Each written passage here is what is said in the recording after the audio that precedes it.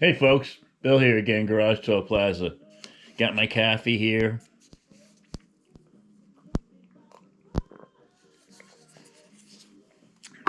Been getting a lot of calls in the garage about my high school days. And everybody was calling in saying, "You're such an amazing student. How did you just fly through high school?" Well, it's a pretty straightforward story, and it worked out really well for me. I can't even believe this worked out so well. So I was in, I think, the ninth grade, and the wizards at Glenrock High School decided they were going to computerize the attendance system. So, nobody really wanted to be there except I guess the girls, but not one guy I knew liked high school. Maybe Glenn Buser did, but oh, Johnny McGovern did. He was an asshole though. So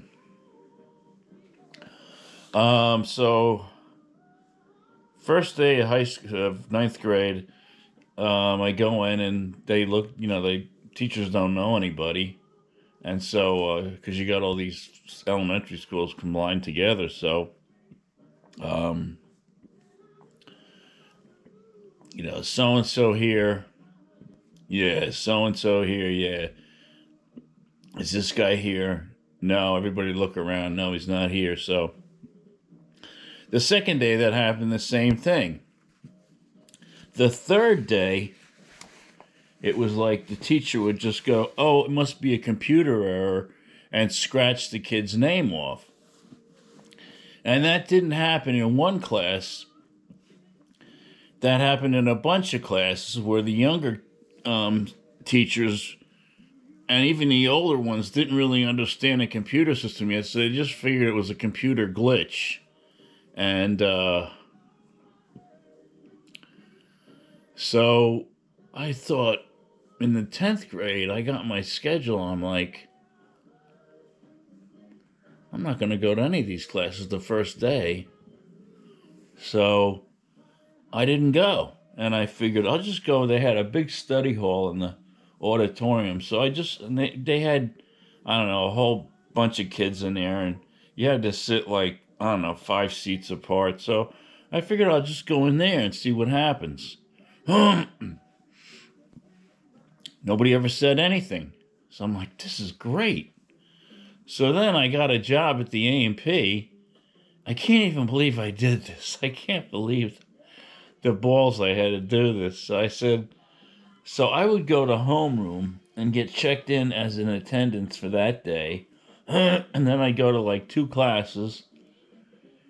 And then at 10 o'clock, I just leave. I walked out. They had this big long walkway along the soccer field. And I just walked down the walkway and walked over to the A&P. And the manager was like, no, no, no angel either.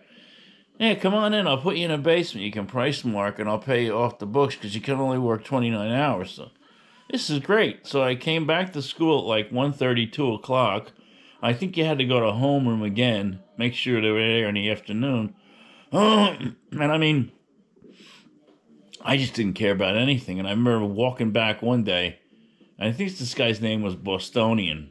All I remember is him screaming at me in front of his class, and he had this coffee cigarette breath. It was like, oh my God. And he thought I actually was embarrassed. I didn't give a shit at all. I just didn't give a shit. Scream away, my friend. I'm going to Vietnam in a couple of years and going to die, so I don't really give a shit. So it did catch up with me, though, right before graduation. They called me down to the office. I forget if it was the principal's office or the guidance office, but Mr. Knapp was such a cool guy. So they said, we don't know what happened, but you don't have enough credits to graduate. I'm like, beautiful. So I went down, got registered to the draft, and my deferment was 1S. And then as it turned out, like a week after you graduate high school, it went from 1S to 1A. So I was tons of nut bound. So they go, well, you have two choices. You can go to summer school or repeat. So I'm like, I vote to repeat because I'd keep me out of the draft another year. Oh no, we can't do that. So go back to class. Come on up, Kitty. Come on up. Kitty just came in and just made an appearance. So come on up. Yeah, come on up. Come on up. Kitty's coming up now. There you go. So they said, all right, go back to class. So I go back to class. They call me in a day later or something like that, and they go, okay, we're going to pretend you were on work study for the last 3 years. Bang, out. So, and poor Mr. Knapp, this guy's car would never start. Being middle of winter, you had like a Pontiac Ventura, but they were pretty big in those days. It was like the other line of a Catalina or a Grand Prix or something. So he'd be trudging up Harristown Road with his books and his briefcase and everything. And I turn around, I had that old Pontiac Tempest. I go, Mr. Knapp, you want to ride to school? Oh, that'd be great. So I drop him off by his office there. And he goes, I'm going to see you for detention, because I had detention every single day for skipping, or I don't remember what. Oh, yeah, Mr. Knapp, I'm just going to go down to Joe's and get some coffee. He knew that I was never going to show up. He never called me on it, though.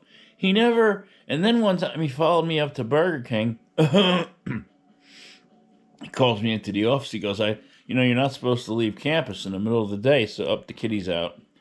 So he goes, I followed you up to Burger King. Why do you go to Burger King? I go, Mr. Knapp, Burger King's a lot better than the cafeteria. He goes, well, I have to give you that. So this guy was so cool, and I ran into him once. He moved to Hamilton Ave, and he was raking his leaves. And this was probably like 10 years I was out.